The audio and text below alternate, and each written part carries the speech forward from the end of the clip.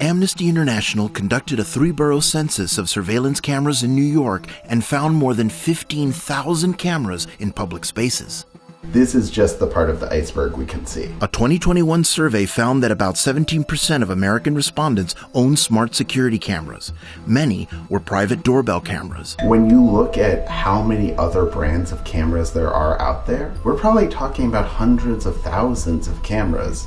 These sensors have also become a lot more intelligent. They're able to identify moving objects, all of which makes the data much, much richer. Your life can be rewound and your secrets can be revealed. Wired spoke to several experts about the explosion of surveillance tech, how police use it, and what the dangers of it might be.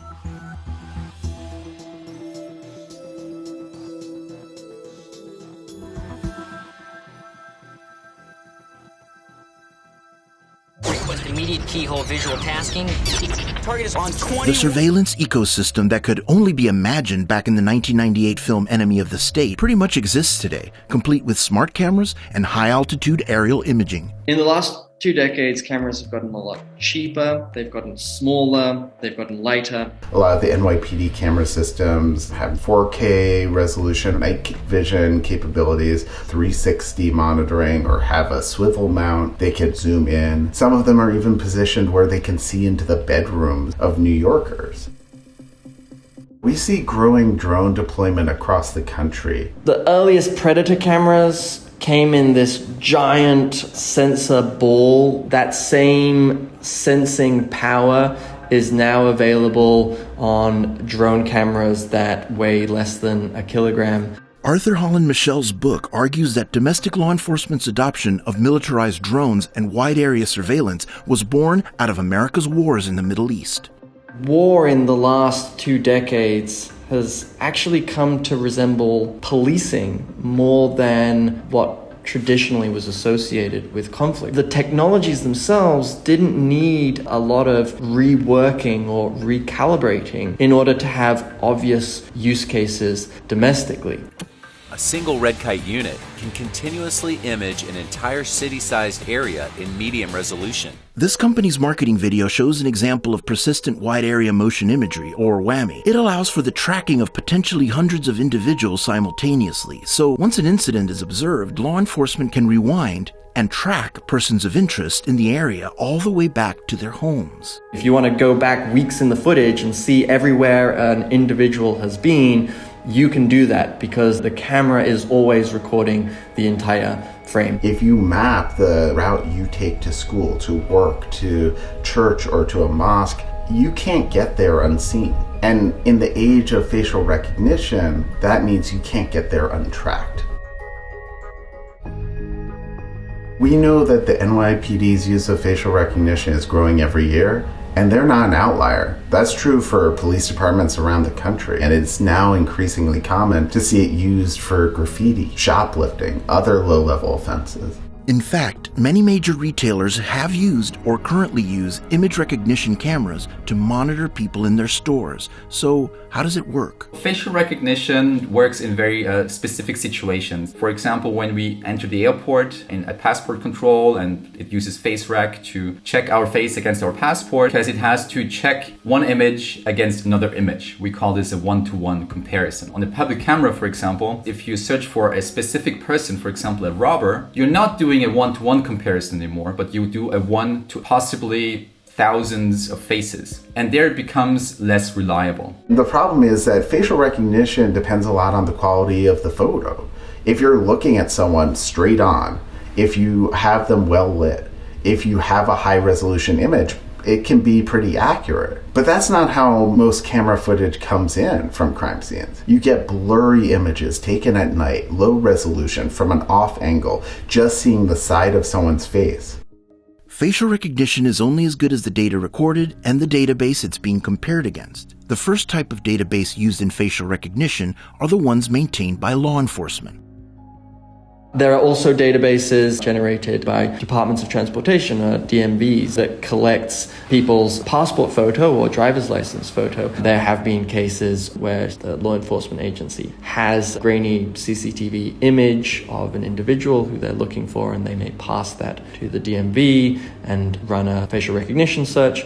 And the third category of databases is potentially the largest of all, social media. We see facial recognition firms like Clearview AI going onto social media sites like Facebook and Twitter and Instagram and just scraping data, taking our images in bulk, downloading them, ingesting them into their database. Chances are that whoever you are watching this right now, your image is in a Clearview AI database, and there's nothing you can do about it. Police are increasingly turning to so-called fusion systems to help them connect the dots, streamlining what once took countless hours of pavement pounding, video watching, and digging through various databases. And the more data there is out there, it becomes more and more complicated for our end users to really find information that they're looking for. Florian Matusek works for Genetec in Vienna. They make CityGraph, a fusion software system that pulls in various threads of data for law enforcement under a central display window. You could tell CityGraph, I want to see every time there was a theft reported in a radius of 500 meters. This gives you a very good filtering to find more relevant information, more relevant events by combining different data sources and show you this information on a map. Another big player in the intelligence fusion space is Microsoft, which helped expand the New York Police Department's in-house machine learning fusion system, initially developed to prevent terrorism after 9/11. The NYPD uses a product called the Domain Awareness System, effectively a fusion tool which consolidates all of the NYPD's data that may be used in investigations in a single program, in a single app that police officers can even have on their smartphones. Footage from the city's thousands of CCTV cameras, license plate readers, criminal record information. If a report of a crime comes through, they can open the software, pull up license plate reader to see what vehicles were nearby.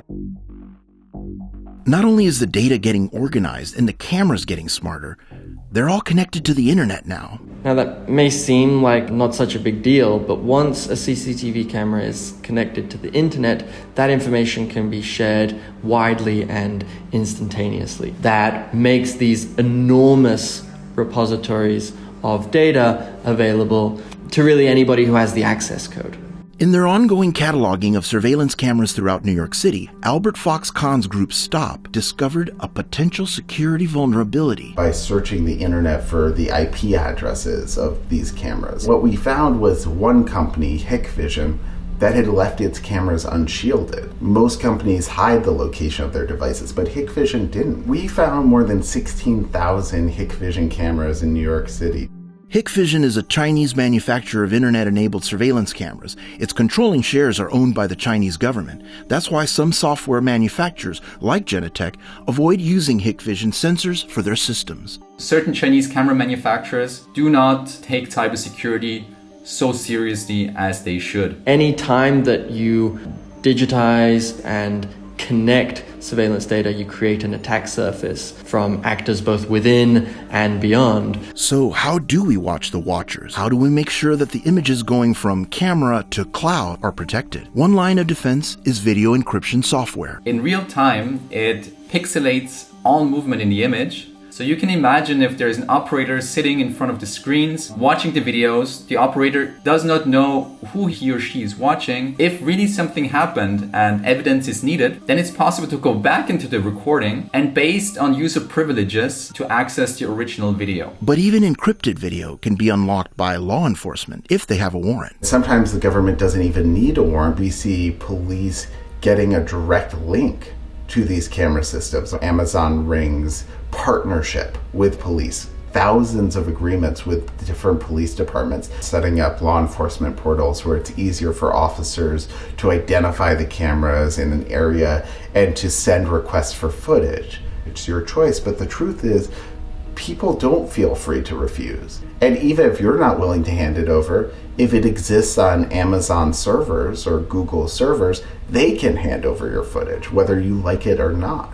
We all certainly want to reduce violent crime, especially when it appears to be on the upward trend. But we have to be very conscious of the costs of having these technologies. If you live in a city and you see that the mayor is using robotic systems or drones or artificial intelligence to watch the city, you're going to think twice perhaps about going to a protest. You're going to think twice about what you say or do. In the aftermath of George Floyd's murder, we saw Customs and Border Protection working with state and local police departments to deploy Predator-style drones to surveil protests. Perhaps the most high-profile case has been that of Derek Ingram, who police accused of using a bullhorn too close to an officer's ear. Police used a photo taken of him at a rally and identified him by matching it to social media. They stormed his block, sent heavily armed officers to surround his building, to intimidate him, to retaliate against him because of his activism, all while holding a facial recognition printout in their hand. When we talk about this technology, it's not about some abstract violation of our rights. Further automation through so-called predictive policing systems have their own pitfalls. When you look underneath the algorithmic hood, we see a lot of pseudoscience and Silicon Valley snake oil. And the more we collect and the more we combine, the more there is a danger that we as humans trust technology too much and think that it is perfect. So this is why we should never go in a direction where this information is combined automatically and decisions are being made automatically based on it. Part of what I find so dangerous here isn't just that we have more cameras, isn't just the way that they can be misused by police, but the fact that we have this growing culture of surveillance-driven fear, where people are constantly retreating behind their cameras, worried more and more about their neighbors, trained by these platforms to view them as a threat.